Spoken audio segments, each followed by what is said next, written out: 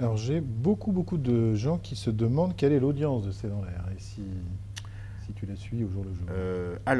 Je vais répondre ensuite à l'audience. Je ne, enfin, est-ce que je la suis au jour le jour? Oui. Alors, je, je me renseigne sur ce qu'on a fait la veille. C'est-à-dire que j'aime bien savoir comment a marché une émission ou pas. Après, moi, ce que je ne fais pas, c'est que je ne regarde pas les études qualitatives. Ce qu'on appelle les études qualitatives, ce sont les études beaucoup plus précises que peuvent nous donner les gens qui sont chargés de faire ça au marketing, dans les différentes maisons où je travaille. Et pour C'est dans l'air, donc je me demande quasi systématiquement tous les jours ce qu'a été l'audience de la veille. Je voudrais savoir ce qu'a été la sanction. Ce d'autant plus que, par exemple, les questions SMS ne sont pas toujours le bon révélateur.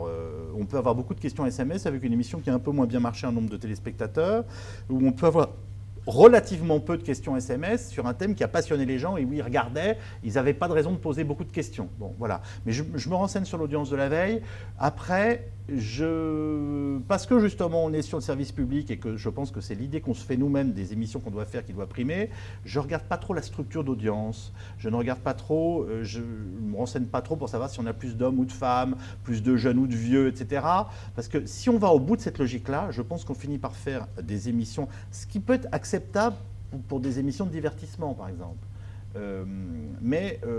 Pour une émission d'information, je ne vois pas comment on peut tenir compte en permanence des études de marché qui vous diraient ah bah là, alors là, attention, là, il y en a 10 000 qui sont partis pour aller regarder une autre chaîne parce que vous avez tenu un propos qui vous a déplu ou quoi que ce soit. Donc, globalement, je m'enquière de l'audience, mais j'essaie de ne pas on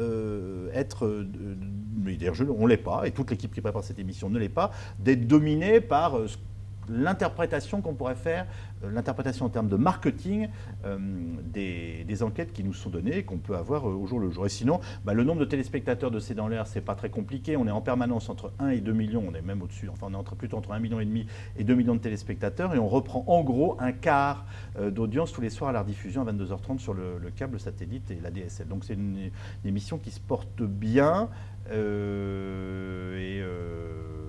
voilà, c'est de la télévision à 10%, entre 10 et 15% de part de marché. C'est un langage qui doit vous paraître bizarre, mais ça a un sens quand on est dans le service public. Ça veut dire qu'on est déjà des émissions de flux importants, mais qu'on n'est pas là pour se battre à tout prix. Enfin, nous, on se bat pour faire la meilleure émission d'information, mais je ne peux pas en permanence me demander qui est en face, en train de faire quel type d'émission, et ce qu'on va faire pour s'adapter par rapport à notre concurrence. L'info menée par des journalistes qui se font une assez haute idée de leur boulot dans une émission comme C'est dans l'air, c'est quel thème je vais traiter ce soir, quels moyens je mets pour en parler le plus complètement possible, avec quels invités, quels reportages, et j'espère que ça vous intéressera. Voilà.